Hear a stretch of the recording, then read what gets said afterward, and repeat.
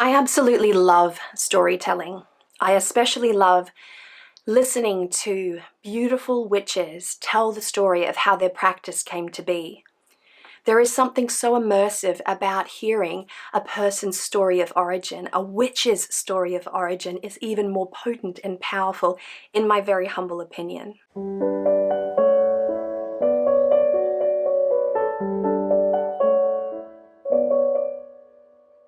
It takes a certain level of tenacity to want to forge a witch's path. Being a witch isn't for everyone. There is a high experimentation rate when it comes to witchcraft. People come in, they will taste, and they will leave. But for those who feel that calling to magic, their story evolves in such a beautiful way because it takes tenacity to be a witch. It takes knowledge, it takes courage, it takes respect for the self and for the world around them. It takes creativity, it takes passion and drive and just so much to truly carve out a rather formidable, if I may, witch's practice. And so today I would love to tell you about how I carved out the very bones, the very structure of my witch's practice. And to do this, I have to go to the very beginning because I am a hereditary practitioner. And so my story begins at a very young age. I was born into a terreiro. I was literally born and brought into the terreiro to be introduced to the spirits, the ancestors, the orixá, and to the members of my grandmother's spiritist center. She was running it at the time, so I still refer to it as my grandmother's spiritist center, but she took over from her mother, who took over from her mother, and so on. And so that is where my introduction to spiritism and magic, occultism and esotericism began. I was just a baby. And as I grew, as I evolved as a human, you could say, I was privy to an incredible religious practice that was deeply rooted in spirit work. The practice of Afro Brazilian Vodou, as it was shaped in my grandmother's terreiro, was a weaving of Umbanda and Candomblé, two very cultural practices native to Rio de Janeiro, or native to Brazil, I should say, not just to Rio de Janeiro. And it is something that looks very heavy from the outside looking in. I was privy to animal sacrifice, to horsing or ritual spirit possession, bone work, blood magic, cemetery work, crossroads work, folk magic, superstition, the orixá, the spirits, and so much. It is a very big, robust system of magic in which to practice and exist in. But when I decided to move to Australia to be with my father at the tender age of 15, I decided that I would leave it all behind. Not really understanding at the time what that meant. In my head I thought, well, if I leave it behind I can surely pick it up again moving forward. But sadly, that is not what happened.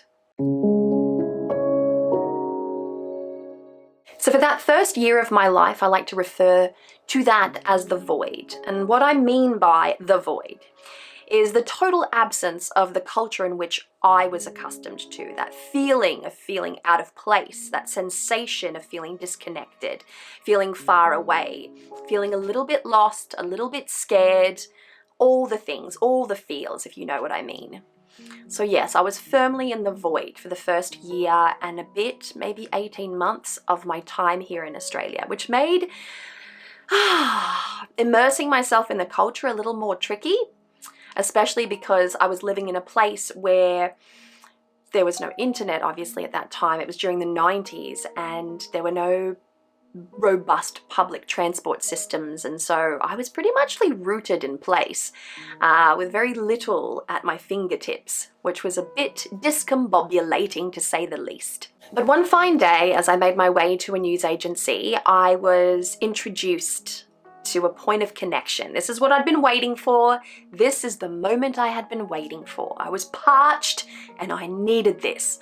And I was praying and praying for it. And there it was, in the form and the shape of a magazine on a news agency shelf with the title Witchcraft written on its cover. Witchcraft magazine introduced me to neo-paganism, this totally new thing to me. It was a magic and a practice that I was just very unfamiliar with. I had come from one magical background, and I had stepped into this neo-pagan, very polished, very aesthetic, magical world. It was an entirely new thing. And again, culture shock, culture shock, culture shock. That's not what magic looked like to me. So I was being introduced to a totally new perspective. And part of me was feeling very, resistant to it, and the other part was profoundly curious. And I'm so grateful to the curiosity that still to this day exists in me, because I just latched onto that curiosity and I went for gold. Through my exploration of neo-paganism, I discovered the practice of Wicca. And I like to call Wicca the gateway drug for witches, because it does introduce witches to the practice of magic. And there was something quite kindred about Wicca at the time. While it did not mirror my own family's practice in the slightest, there were certain ritual protocols working with deity, certain tools that did echo that nostalgic feeling for me, that slight familiarity. So I did really appreciate Wicca, and I did immerse myself in the wonderful world of Wicca, just so that I could learn. I'm a voracious reader. I love to learn and learn and learn, and I'm really curious about the way that other people practice their magic. I always have been, and I'm a pretty voracious sort of researcher in that way. So when I want to know something, there is a compulsive beast that leaps to life inside of me, and I just become obsessively curious and focused on something to the point where I need to know everything I can possibly know about it. And that's how I was with my early introduction to Wicca. Through Wicca, I discovered the wonderful works of Doreen Valiente. I discovered Gerald Gardner. I discovered Raymond Buckland and Lee DeAngelis and Fiona Horn and Janet and Stuart Farr and Gavin Bone. I discovered so many beautiful authors, Starhawk and Scott Cunningham, and the list goes on for 90s witchcraft authors. And at that time, I was acutely aware of the fact that I went from being a Terreiro witch to being a solitary practitioner. And so when I came across Scott Cunningham's Wicca, A Guide to the Solitary Practitioner, I was there for it. I was absolutely there for it, because it was providing me with something to perch upon, just a resting point for my practice as it was slowly developing. And at the time, I wasn't aware that my practice was slowly developing. I was just looking. I was searching for connection. I was searching for any semblance of the magic that I was accustomed to, that I was familiar with, because I completely felt like a fish out of water. Through Wicca, I was introduced to other pathways in magic. I was introduced to ceremonial magic, grimoire magic, lodge magic, the then concept of high magic, if you know what I mean. And I was introduced to what I like to call man magic, the works of Aleister Crowley, Austin Osman Spare's chaos magic, and Eliphas Levi, and spiritism from a totally different perspective. And it was really interesting to read about. And again, I found a semblance. I found some nostalgia, something to echo into, but it wasn't it wasn't that feeling of coming home for me right then. And so the search continued, and I found Italian witchcraft, stregaria, the ways of the strega. I found Romani magic and traditional cultural customs and folk magic. And I found the beautiful works of traditional witchcraft of the Cornish ilk, if you will, through the works of Gemma and other beautiful authors. And I found cunning folk and Pella work, and I found so many really beautiful and interesting practices. Again, all with that little sprinkling of nostalgia for me, but nothing quite resembling the shape of ancestral magic that I was accustomed to. This took years, folks. It took years and years and years. It took more than 20 years to shape the practice that I have today. And this is the path that I walked. When I finally exhausted all of the options that I had, when I experimented with hedge magic, with the practices of a hedge witch, and that led me into full circle shamanism. Shamanism was at the very least something that I had had exposure to.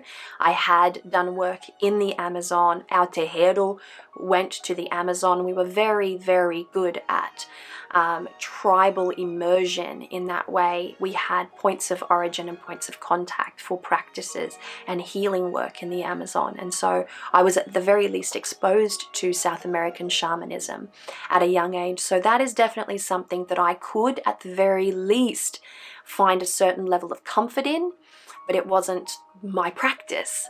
It was just something that brought me comfort on an emotional and ancestral level. Again, I was parched. It was like drinking water for me. Just anything that looked or felt or smelt like or gave the impression of being that magic that I knew so well, that I was raised in. It was very, very hard to be me at that time, looking for something outside of my culture that just wasn't there. When I first came across the practice of hoodoo, specifically conjure work, root magic, I felt it for the first time. I felt that familiarity, and that's largely because hoodoo is also an African diaspora practice. And I came from an African diaspora tradition, a syncretic one at that. And there were crossovers and there were similarities there. And through it, I was introduced to Santeria from a Western perspective.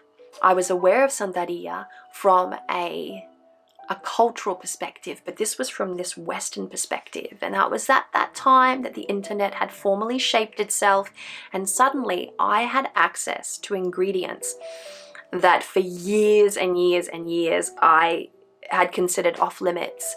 And it was really hoodoo, the practice of hoodoo, my formal inquiry of hoodoo, my personal academic, what would you call it, exploration of hoodoo, that enabled me to find the herbs, the resins, the botanicals, the roots of the practices that I worked with when I was in Brazil. It was the closest I had come to my ancestral practice, and it took friggin' years to find.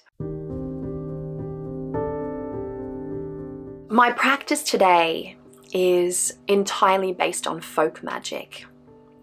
I learned through my exploration of traditional witchcraft and hoodoo that there was bones to that practice. There were cultural bones to those practices. And I realized that what I could do with my own practice is understand better the anatomy of that practice and bring into my practice the cultural bones of my ancestral magic. And that is where I am today. I am working within the parameters of my hereditary practice. My hereditary practice as a folk witch is built on those cultural bones that I have collected throughout my time. And with every practice, with every form of magic, with every expression and tradition of magic that I introduced myself to, I understood that there was an anatomy to that practice, and it caused me to look at my own family's magic in a very unique way, and in a way that enabled me to understand the anatomy of that practice. My practice is heavy in spirit work. I'm a spiritist at heart because that's where I've come from. I was introduced to the spirits from the moment I was born. My head was literally anointed at the time of my birth. When I popped out, I was anointed, I was prayed over, I was blessed. I had an introduction, and respect must be paid to my spirits for that reason. I was introduced at a very young age, so my practice is very spirit heavy. I realized that I found myself very confused. There was a lot of static for me in the burbs, so I withdrew from larger society to come and live in southern Tasmania, completely off-grid. I wanted to pursue a more sustainable lifestyle in keeping with the rhythms of nature, and that is exactly what I've done. I live off-grid. I'm reliant on solar energy, rainwater. I grow my own food, not all of it, but some of it, and I'm growing more. And in that, I get room to work with the magic of the earth, to ensure that my ancestors bless my food, to ensure that there's magic in the earth that I am caring for and cultivating. I work with the spirits of place. My practice as a witch looks ghastly because it's a folk magic practice. I live on 28 acres. I have access to bone. I have access to decayed creatures. I have access to blood here. And that is a really unique aspect of magic to practice. And I honor the gifts of nature. I honor the seasons as they pass. I honor the weather system down here. It is so unique to feel in tune with the weather. This is the first place that I have ever lived in my life where I've been able to actively observe, both without and within, the impacts that the seasons change, or the seasonal change, has on me as a human being and as a witch. And so my folk witch practice is anchored into the nature, the flora and fauna around me, and I use the spirit of everything. I am acutely attuned to the spirit of things. For me, I'm an animist in a sense, and I work with the spirit of every ingredient that feels natural, that feels soulful in my hands. I can feel when something doesn't feel alive in the sense of spirit, and I can feel when something feels acutely alive, where there's a little whisper of like spirit inside it. And because of that, I'm able to live a very magical life, and I'm able to introduce that type of magic to my children for them to be acutely aware.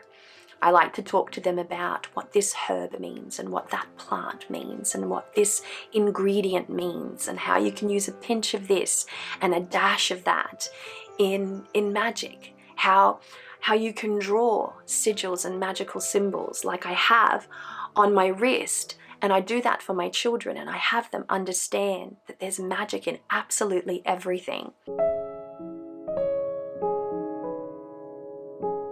And as a folk witch, I really had to broaden my scope on magic because there was magic in everything around me, and I was so focused on my ancestral practice and trying to bring it into being and trying to access it. When I finally started to assemble the bones of my practice, as I like to call it, and it had that ancestral echo to it, and I felt very satisfied because it took me a long time to develop it, I realized that I had this magic around me that I had been largely ignoring. And so I don't consider myself to be a neo-pagan. I don't consider myself to follow the wheel of 8, the wheel of the year. I don't consider myself to be necessarily a new witch or a neo-witch. I am just a folk witch. Just a folk witch. My practice, while elaborate and very tailor-made to my lifestyle, is a practice of folk magic. There is no grand religious undertone, no doctrine, no dogma, no governing bodies to the practice that I have developed as a folk magical practitioner, as a folk witch. But it is robust and it is beautiful and it's a little ghastly and it has teeth because that's where I live. This area that I live in has a strong masculine energy. There is that warrior, heavy iron feel to it. And so for that reason, my practice then has adjusted its shape to have a few more edges to it. And I've upped the protective magic and it has changed again. But I believe that this is the epitome of my magic as it stands today. Being a folk witch gives me a lot of liberty, gives me a lot of room to move. It gives me that curiosity and that drive, that wonderment, call it what you will, to continuously learn, to continuously explore. And that is a beautiful thing. I don't believe that I will ever know it all. I don't consider myself to be a master of magic or, an authority on the subject of magic. But I realize after time and after interacting in community and after, having these types of conversations with many, many witches, I've come a long way and I've cultivated a lot of knowledge. And that's perhaps why people come to me for community and why I've been able to successfully run very large open circle communities and covens, very closed small covens, and why I now run a beautiful big open coven on Patreon, because I've had the experience to be able to do that, and it brings me a great amount of comfort to be surrounded by community. I started in a magical community. I love the feel of that magical community environment. I love that. I love the magic of many people. I know firsthand what the magic of many can do. And while I was a solitary practitioner, I still really enjoyed my time as a solitary. I enjoyed that wild abandon of being able to choose my directions and change and adapt as I wanted to. But eventually I came full circle and I came home, and that fits me so much better. And so, my lovely friends, my beautiful witches, that is the story of my practice as a witch. I would love to hear your story. I would love to hear your point of origin story. Do a video response to this if you feel inspired to do so. These stories are important, they are beautiful, they teach and they inspire, and I feel like I'd like to hear more of them, if you wouldn't mind. So if you've enjoyed this video, please do give it a thumbs up, share it around if this is something that you believe will benefit another beautiful human being. Subscribe to my channel if you haven't already, and have an amazing day. Thank you for allowing me to share my story with you, of how I went from being a hereditary practitioner of Brazilian voodoo to a folk witch living in southern Tasmania.